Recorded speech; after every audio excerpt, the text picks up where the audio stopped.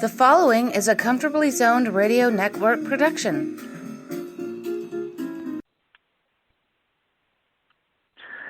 Thank you, Tally Olson. We are back talking New York Mets baseball in the zone.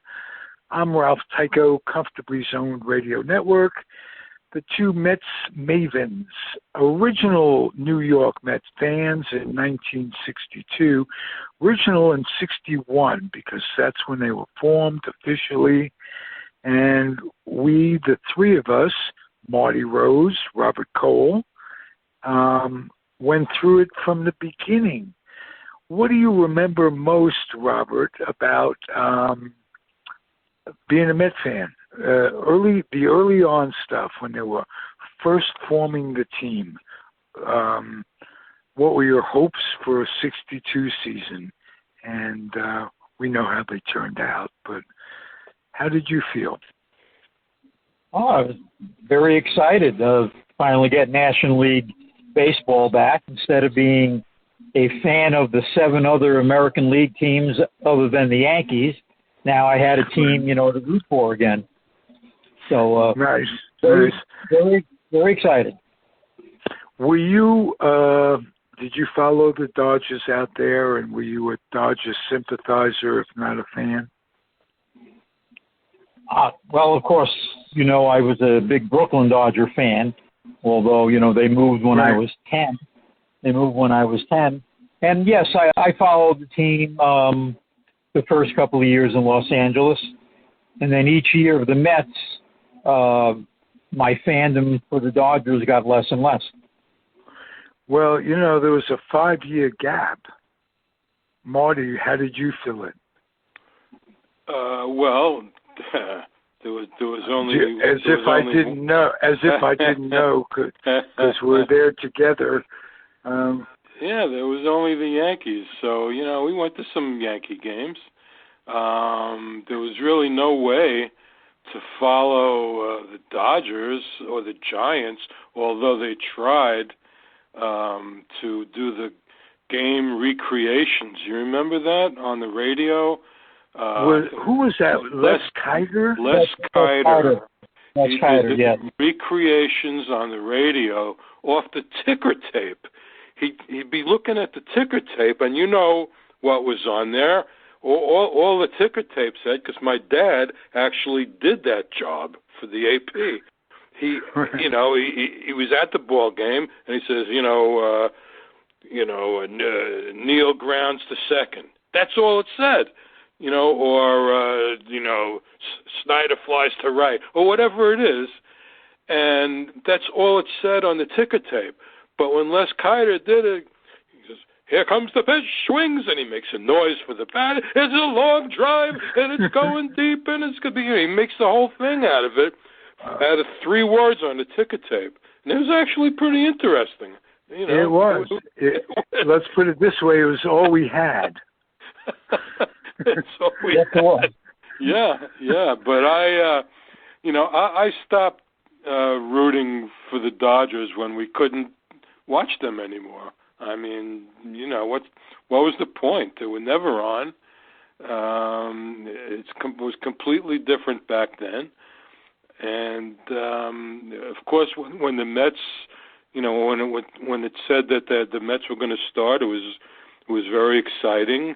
And, when they started picking all the players, and they were picking players that we knew, that was exciting also, except for the fact that these guys were basically all washed up, which is why Houston beat them out almost every year. Right. They picked nice young players. But that stopped. The Mets won before Houston won. The Mets won in 69. Well, this is true. This is true. I understand that. Yeah. But, I mean, the first few years, Houston was 9th, and the Mets were 10th, and not even a close 10th. I mean, it was really bad. And the losses didn't show just how badly they played. I don't think the pitching staff was that bad looking back, but defensively they were a horror show. Yep. And just no range in the outfield. As good a hitter as Ashburn still was, he had nothing left in the outfield. No. And Keneal sucked, and Mantilla sucked. We had Frank Thomas, so, he hit, 34 homers or something? Goes very underrated in terms of... Yeah, he had a good year, very good year. Yeah. Very good year, and not surrounded by much. Hodges was hurt. They got Gus Bell. He was hurt. And Hickman was not very good. I don't remember. Was Christopher a big contributor that first year? No, he was not. He, in fact, he started the season, as I remember, in the minor leagues. Then they brought him up a little bit later. But you had Gene Woodling. Don't forget, Gene Woodling played a lot of outfield, and he could still hit. I mean, he couldn't move more than 3 feet either side, but he was a professional hitter. So. No question about that. Shortstop was Chacon, who falls under the same category as Mantilla to me. They were very highly regarded as utility infielders by the Reds, the Braves. Then they played every day for the Mets, and they showed what they really were. Just not good. So many errors. I remember the story that Leonard Coppett either told me in an interview and/or was in one of his books, is that two guys run into each other, and one guy says, Mets scored 11 runs today. And the other guy says, did they win or lose? Yeah. Absolutely. Good question. Yeah, for sure. Yeah. It was Elio Chacon and Felix Mantilla. Yeah. I don't know. Charlie Neal was probably the biggest disappointment. No question. Yeah. When they made that trade to get him, I was so excited. Well, he hit 260. He did hit 260. But I mean, he was an all-star second baseman, in 59, 60 with the Dodgers, and he was expected to be the guy, and he was very disappointing. I remember hearing or reading somewhere that, and this may be just a rumor, that he had some drinking problems, and that might have contributed to, because he was like 50 in 1959. We've talked about this before. This guy led the Dodgers to at least the pennant. I don't remember, and they won in 50. They won the World Series in 59. Right. So he must have had something that dropped off quickly, because he was relatively young, and he sucked. With the Mets, he certainly did, yes. Yeah. What can I tell you? At least we talked a little baseball this week, huh? Well, we could talk about the upcoming week if it takes place. One. If it takes place. Right. How did these tests turn out? Is this? Well, they're getting tested again tomorrow. And, so far, everybody who traveled back from Miami, other than the couple that were kept there, have tested negative, I think, 3 times so far. Right. Okay. They're going to probably be tested again tomorrow, and then they should be good. If nobody else is positive, they should be good to go. And I saw the schedule. They got 10 games in 7 days, if it happens. How much damage to players? Because you get this disease, and you don't just die or get well. Somewhere in between, it affects you in ways that I don't even know about, that they don't even know about. It affects everybody differently, though. Some people have mild cases, and some people end up in the hospital. And some people are what do they call it, asymptomatic, where they have it and they don't even know they have it. They're feeling nothing. But what is it doing? What is it doing to your insides? Your Nobody knows system? Right. Nobody knows. So from a humanity standpoint, should they be doing this? And what? I mean, I understand the money to be lost, and you have a career for only such a period of time, and all this, but it's just getting to the point where the rumor was that it was Conforto. Early on, I read something about that. They never said who it was. I just know who it's not. You know, it's not Alonso and it's not Gazelman. That I know. Because they said so. But okay. I mean, Alonso said so, and Gazelman's sister said so on Twitter. But I nobody's made any kind of announcement about who the two people are, except that one was a player and one was not.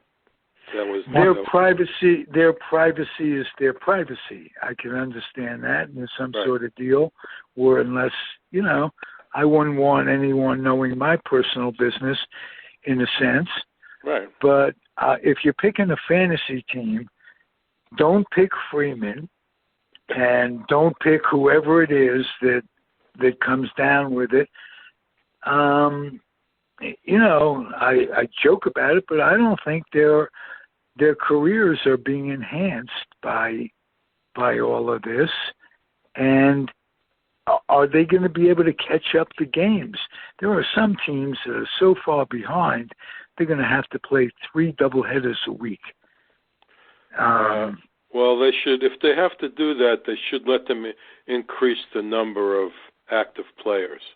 I mean, it's even though they're playing only 7-inning games, still, when you got to play 10 games in 7 days, you got to have more than 30 guys available. You would think. Is it down to 28 now or something? Certainly bring up some catchers. Yeah, well, yeah. I like they're allowed to add a player for each doubleheader. So generally that's an extra pitcher. Well, here's some news that you guys might not know. Not really news, but Michael Duca, who's an official scorer out here with the Giants and the A's, and fellow podcaster of ours on Comfortably Zoned Radio Network, explained the rule, how it's going to be scored if a runner gets on second. And I'm interested in that.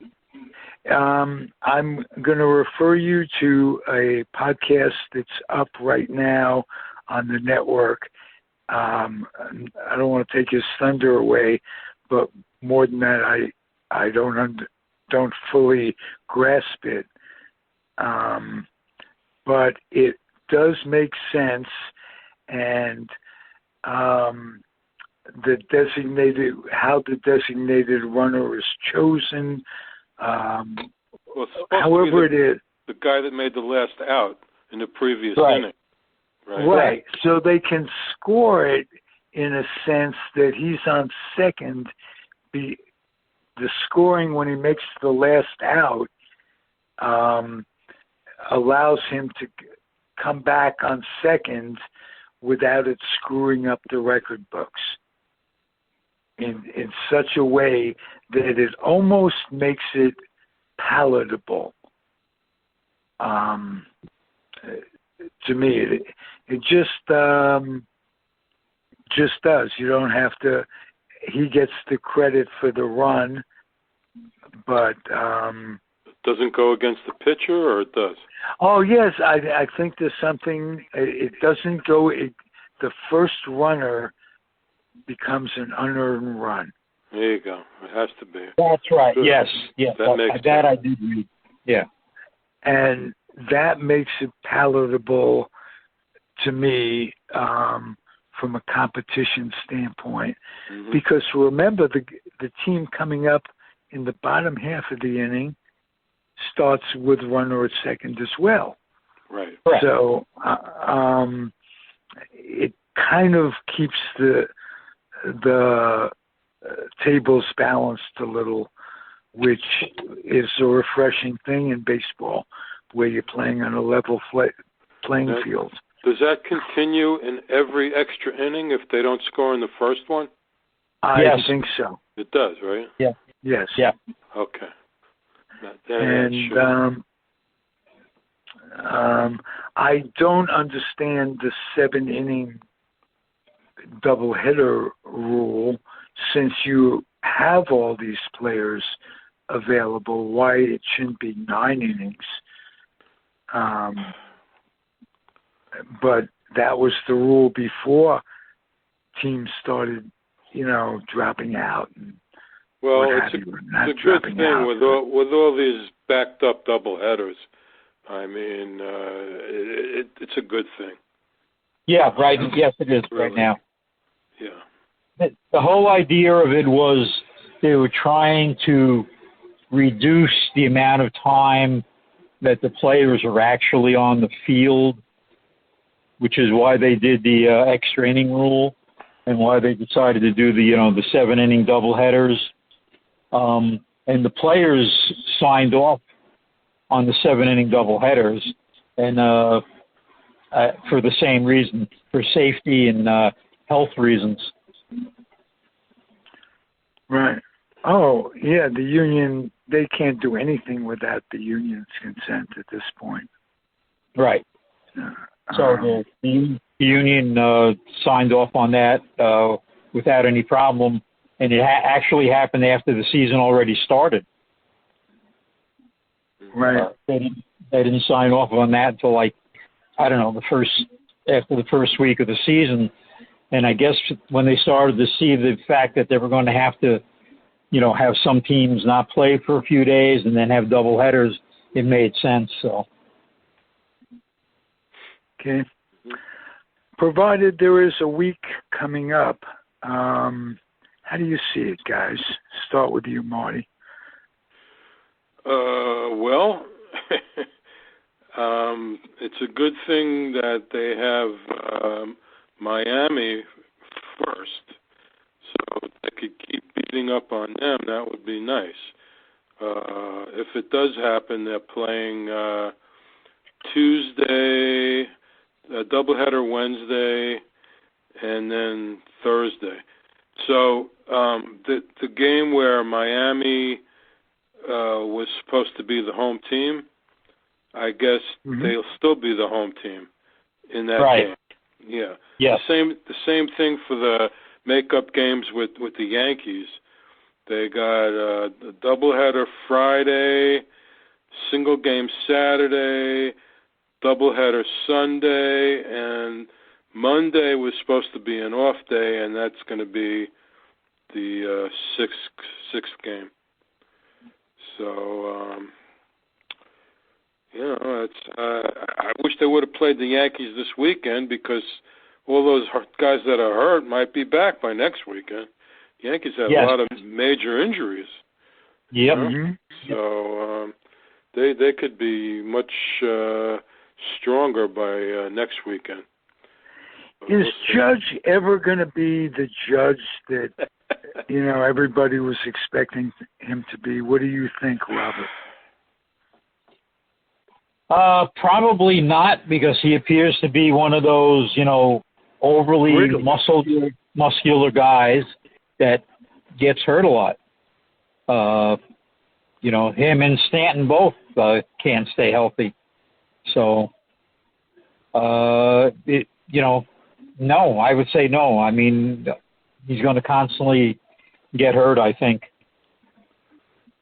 Yeah, he misses too many games. But, when he's healthy and he's playing, the guy is terrific. I mean, no question. I mean, really unbelievable. I think he's better than Stanton even. But like Robert just said, these muscle-bound guys just continue to have leg problems, and they're just going to continue.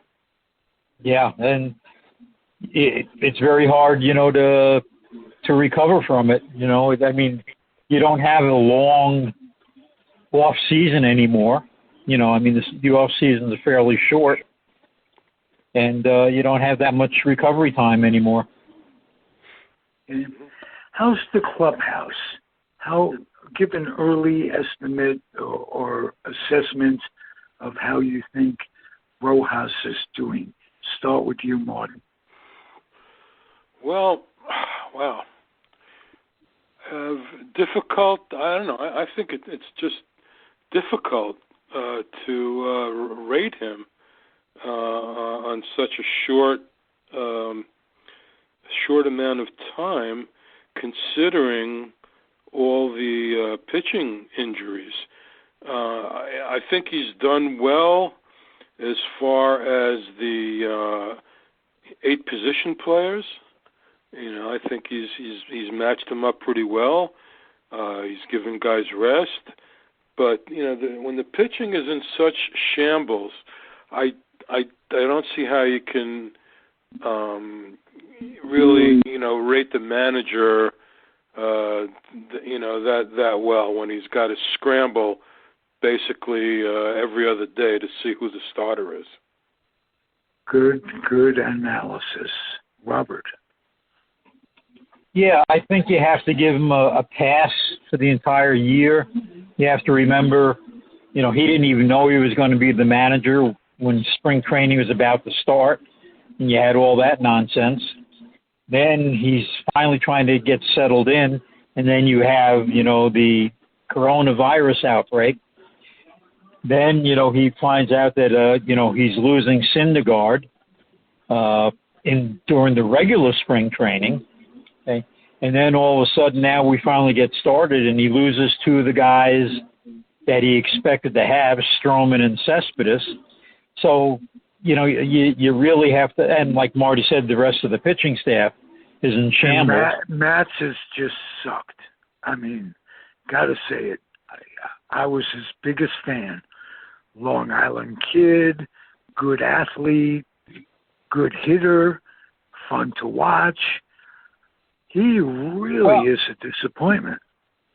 Yeah, but if you remember, Ralph, last year you said you'd like to see him in the bullpen and see what he could do. Still would if it could happen. He could be a closer, perhaps. He gives you, a couple of good innings. Like his last start, what was it? 3 excellent innings, and then he blew up. Fourth that was decent. Right. Yeah.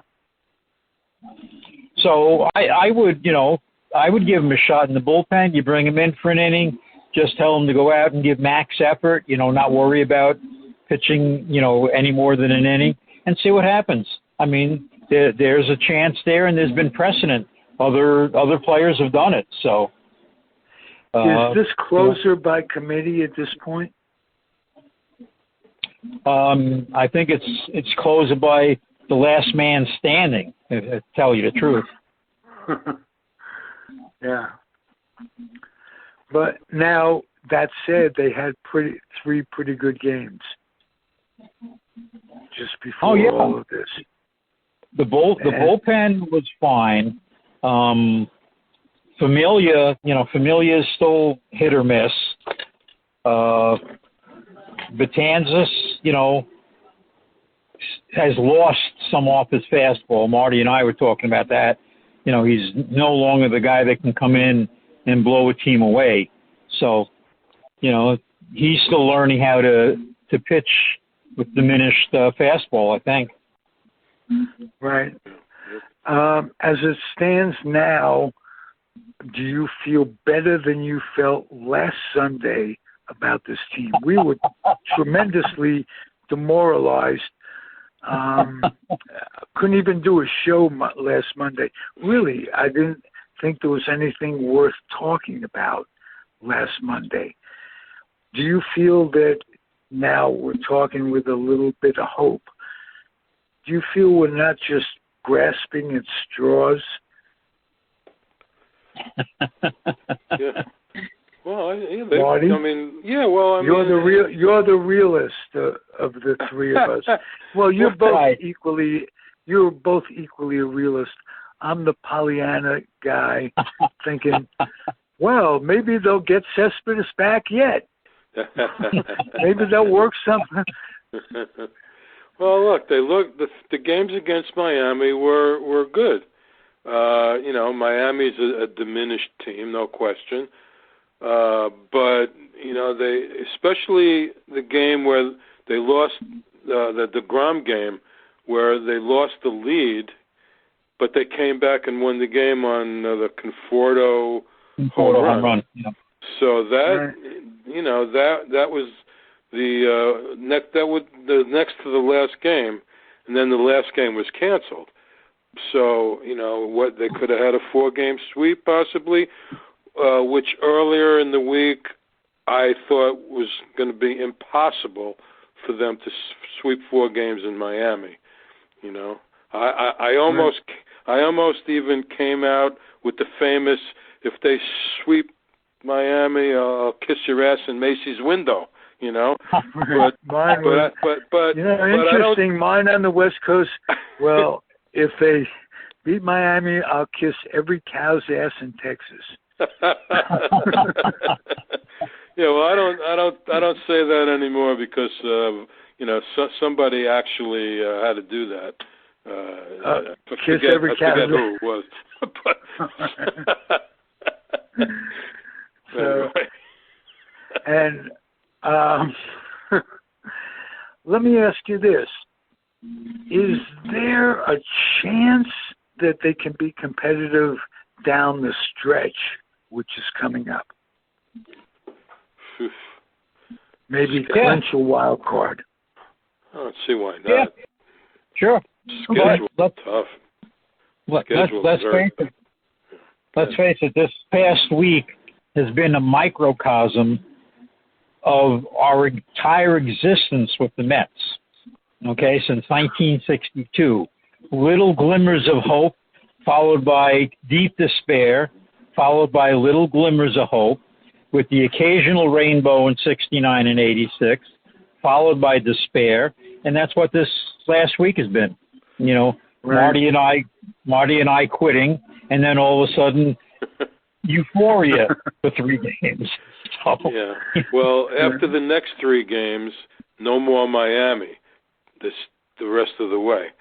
The schedule is very hard. I mean, all you're going to have is contenders. Yankees, Braves, Nationals, Phillies. They even have to play Tampa Bay, I think, on the road toward the end of the year. All these teams are really good. So they're going to have to step it up. Well, the only good thing, is that you look at all these teams, nobody has a dominant pitching staff. Nobody. Everybody's pitching staff is in shambles. The Rays have 9 of their pitchers on IL right now, including 4 starters and their entire bullpen. Wow. Yet they're still winning. Go figure. That's crazy. So go figure. But you look at the Yankees. I mean, the Yankees are hurting. I'm watching the Braves and Phillies right now. Both of their pitching staffs are hurting. As far as that goes, you heard Strasburg's out, right? Yeah. Yep. He's done. Yep. Strasburg. Yeah. Yeah. So, what do you think? I'll ask. How about another question that's been interesting me all week is the unwritten rules. Who was the kid, Acosta, or who hit the grand slammer on a 3-0 count? Yeah, but that game, I think it was already 8 or 9-0, wasn't it? It was a one-sided game, and right.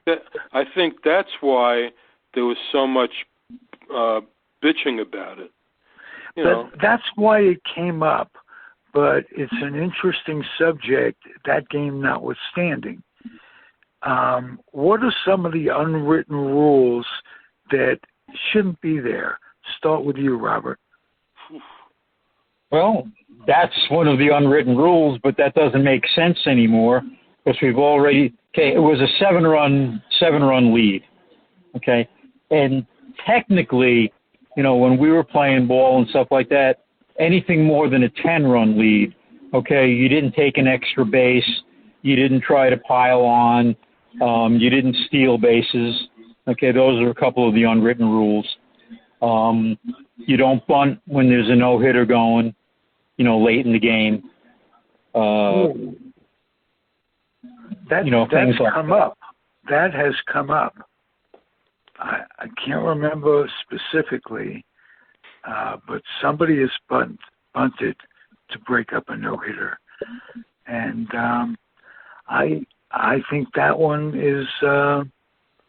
shouldn't be. Why shouldn't you be able to bunt? Yeah, well, true. You're right. It's a weapon. Nowadays, a lot of the so-called unwritten rules are no longer. Although once in a while, guys still get their hair up. But a lot of baseball players, said that the guy was perfectly fine hitting the grand slam, except for the fact that supposedly he was given the no swing sign by the manager. But he didn't look down for it, right? Well, they say he did look. They say he did look down for it. Oh yeah. Okay. Oh, yeah. Really? Yeah, they say he did look down for it, and that is a rule that he shouldn't have done. And he shouldn't have given the manager the finger while he was in there after he got the sign. I'm against that. I mean, you're going to show your emotion. I understand that. But that wasn't right. No, he didn't do that, ladies and gentlemen. Hey, man, my contract is up.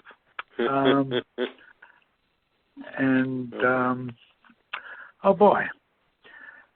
Okay. You think this season will be finished because you got fall coming up and the new wave, so to speak, not of the virus, is due out. Could you think this season will be finished in its entirety? Oh, they've gone this Marty. far. They've gone this far. Okay. I'm going to say what I said the last time. It's all about the money. It's always about the money. And as long as that TV money keeps rolling in, and they can put teams on the field. I mean, if it gets to the point where several teams can't get on the field anymore, then their hands are going to be tied. But, if it just keeps going the way it has, I think they'll play it out. Okay. Yeah, Robert? Yeah, I do also. They're almost at the halfway point now. Most of the teams are like one or two games short of, the halfway point. Yeah. So, as far as a rooting interest, when we think about it, it's like every game is like a 4-game winning or losing streak right there. Yeah, true. So, helps you get your dopper up, as it were, for a ball game played in front of cardboard. Yeah. Although their production value is very, very good, you lose track of it.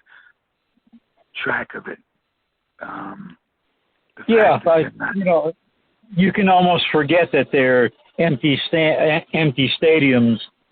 Except when the camera, pans the empty seats. Now, in the NBA bubble, okay, they not only have cardboard cutouts, they have animated fans in the stands, actually waving their hands and jumping up and down. Oh wow! Wow, it's a TV production. Well, after all, it is right by Disney, so I guess Disney's helping with that. I don't know. Sure they are. I'm sure they are. They own the network. So. But I turned it on for the first time, and I said to myself, wait a second, they're not supposed to have fans in the stands because I see all these people moving. And then I realized it was just animation. Yeah. Crazy. All right, guys, we've reached the end. I appreciate your company. It's Howard Cosell used to say it's the sports are the candy store of life. So this takes at least me out of thinking beyond, where's my mask so I can go get the mail. Right, it's a very crazy world, and it is. It's just, I feel, like I said, I keep saying this, I feel sorry for the kids. I feel sorry for your kids, grandchild, living in a different world. I feel sorry for my kid, my nephew, my nieces. So they actually went to Epcot yesterday, and they all, the 3-year-old, she had her mask on. She kept it on, and good. Yeah, it was very, very crowded. It took them an hour to get in because the system that checks you in was broken. And even though there was a cloudy day, it was very hot. I sat home and dog sat, but the girls and Peggy all went. So you made the best decision. Yeah, I did. I did. Yeah, it was like the wine and food festival or something. So the lines were ridiculous. They're supposed to be working with 25% capacity. I don't think so, from what they said. But well, aren't they supposed to be doing like reservations? Don't you? Yes. You're supposed to have a reservation, and because the system that checks you in was down, they told me that the guy was saying, "Do you have a reservation?" Well, you guys say, "Yes." Yeah. Okay. Go ahead. So they weren't even able to check it yesterday. So it could be down by design so they could bring more people in. Well, you said said the it. Cynical bastard. Said the cynical bastard from California. Yeah, it could be very true because they're losing money with this 25% capacity. They are. So okay. Now there's a good example. There's a fine line between pragmatism and cynicism. Yeah. But if they're losing money, they're going to want to be losing less. If they're making money, they want to be making more. Yeah. And so the way it is. But then there's also skepticism, Ralph. Right. Add that to it. Wow. How about this ism? Ralphieism. Oh, good. Hey, Ralph, did you see that your buddy, the writer, I'm blanking. He's writing a book on Bobby Valentine. Yeah. Yeah, Peter Golenbach. Golenbach, yeah. He's writing a really? book. Yeah, he's writing a book on Bobby Valentine. So I saw it on Facebook or Twitter or someplace. So I sent him a note. I said that, well, I see you're writing this book. I'm sure it'll be good, but Ralph's got the Pulitzer locked up. Did he laugh? He never responded. So oh, no. Maybe he doesn't know who I am. I don't know, but he actually started a site for the book, Ralph.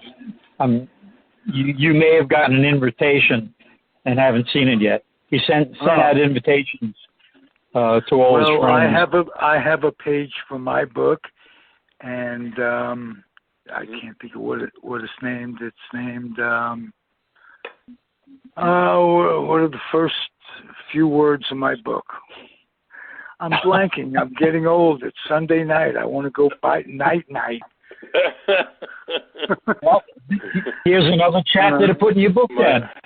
Yeah, No. my girlfriend is Mary Jane, and that if you look on Facebook for pages, Mary Jane, look at that, and you can catch up with my weekly writings. I'm writing a book with published hockey writer, and fellow podcaster here at Comfortably Zoned. It's an As Told To book. I'm telling it to George Grimm. I am putting my ramblings down, and I'm using a lot of the interviews that came from the Comfortably Zoned radio network. It's very exciting. That's great. Mm-hmm. It's also very hard sometimes to look into one's bittersweet life and reminisce what to leave in, what to put out. So one can imagine that takes up a lot of your time, even if you're not working. Sure. Never been writers. A writer's mindset is different than a lazy bum's like me's mindset. I knew I wasn't working, and I knew when I was working. It was very clear. But a writer is either always working or always not working, it seems. And the work is constantly. You're always thinking of something. You're always writing notes to yourself. Overall, it keeps your one's mind going, and at our age, that's important. Absolutely. So definitely. All right, let's keep our minds going for at least another week so we can get together again. How about that? Sounds good. All right, you're up for that too, Robert? Yes, sir. Hopefully it's an up and not a down. Absolutely. An up, not a down. Yeah. All right, guys. Thank you for listening, everybody. Robert Cole, Marty Rose. The show is Mets Baseball in the Zone. I'm Ralph Tyko, the weak link of it all. Happy trails, everybody. Good night. Good night.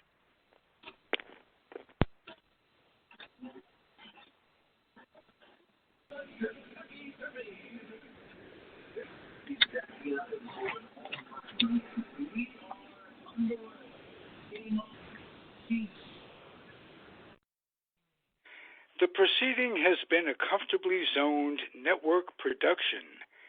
You are advised to keep your dreams wet, your humor dry, your children and grandchildren out of military recruiting offices and off the laps of clerics who wear dresses. Thank you for listening, everyone. Happy trails.